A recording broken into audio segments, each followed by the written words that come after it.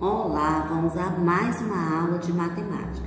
Em nossa aula de matemática hoje a gente vai iniciar a aula de forma diferente. Por quê? Porque ela vai ler um texto e vai, a partir desse texto, conversar com vocês sobre a nossa aula de matemática, certo? Então ouçam com bem atenção.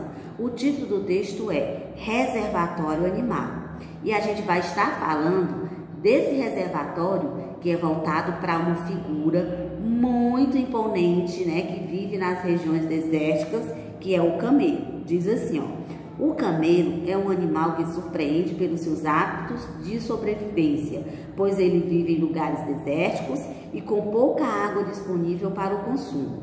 De uma só vez, ele pode ingerir cerca de 100 litros de água.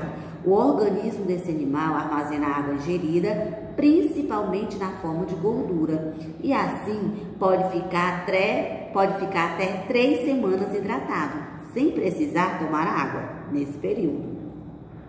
Além disso, os camelos podem sobreviver às condições climáticas extremas, que normalmente matariam qualquer outro animal. Vocês sabiam esta informação em relação ao camelo, né? Uma informação muito importante, né? Para vocês verem como a graça de Deus é grande, né? Fez um animal assim tão resistente, né? À falta de água.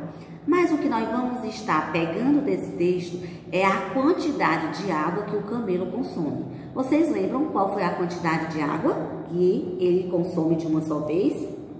Ah, sim, muito bem. Ele consome de uma só vez 100 litros de água. Já imaginou um de nós tomando 100 litros de água de uma só vez? A gente ia espocar, explodir, né? Mas o camelo não, ele consegue, né?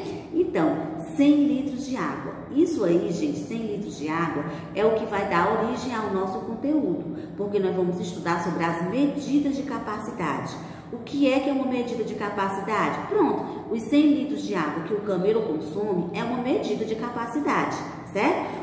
Porque o que é a capacidade? A capacidade é a quantidade de líquido que a gente pode estar colocando em um recipiente. Por exemplo, né? Nessa garrafinha aqui da tia, a garrafa é o recipiente. O líquido é a água. Então, a medida de capacidade que esta garrafa suporta desse líquido, né, ou de qualquer outro que eu queira colocar, é de 1 litro, né? Então, as medidas de capacidade, né, são as medidas que a gente utiliza. A medida mais utilizada é o litro, né? Mas tem outras medidas menores, né, do que o litro, certo? Tem o decilitro, tem o centilitro, mas a gente, né, utiliza o litro. Quando você vai ao supermercado, né, você compra o óleo, né? Você compra em uma garrafa, ele não é líquido, então ele é uma medida de capacidade.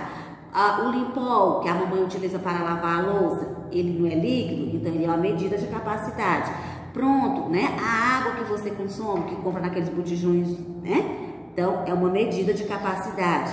O que mais, né? O sorvete que você, o suco que você toma, né? É uma medida de capacidade.